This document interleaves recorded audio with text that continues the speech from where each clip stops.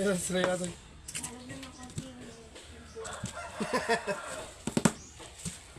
Box natin ito.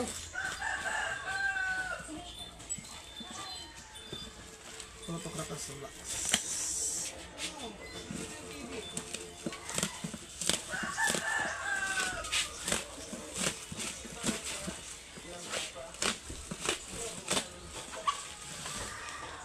Yang ngaran niya, Kusho Inverter Welding Machine.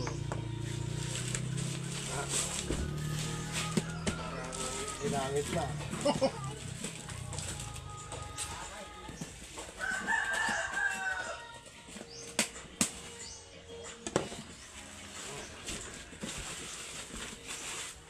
Hindi siya mabigat siya. Pero yung box niya hindi yung masabing hindi binuksan. Pag ganito nag-order kasi sa online, sugal. Kasi hindi mo alam yung nakita. Okay. Moment of truth. Kung gaano ka-legit yung tindahan na binigyan natin. So, siyempre, ito tayong manual guide. MIG ito in order ko, MIG. May MIG siya. So, ito yung instruction manual. DC Inverter Welder. Yun. Yung unang labas. Ito. Salamin. So, piraso lang.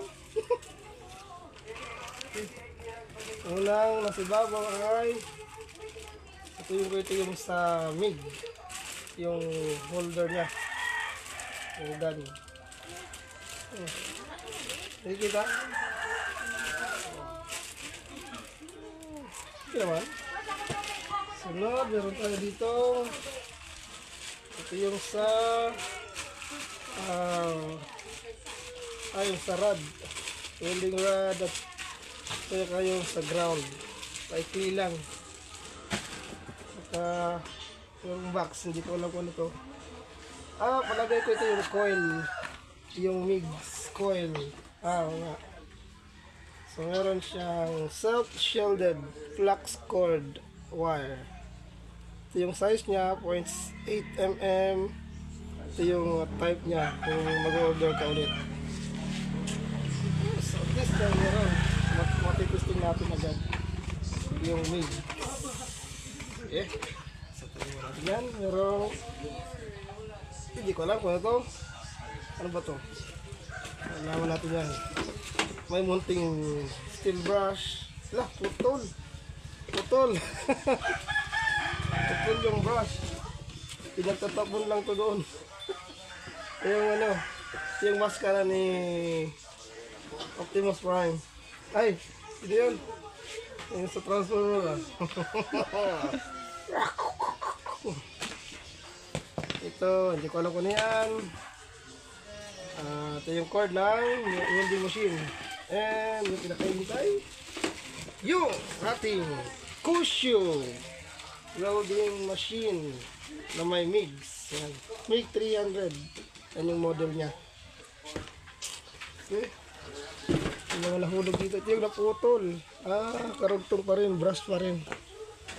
Walang martilyo. Yung pagtik-tik. Plastic. Brand naman. Wow. Ito yung bintana. Ito yung makikita nyo sa ilalim ng bus. Yung lalagyan ng sa stribo. Lalagyan ng mga nice. Hindi ko lang kung magana pero sa tingin ko maganda naman.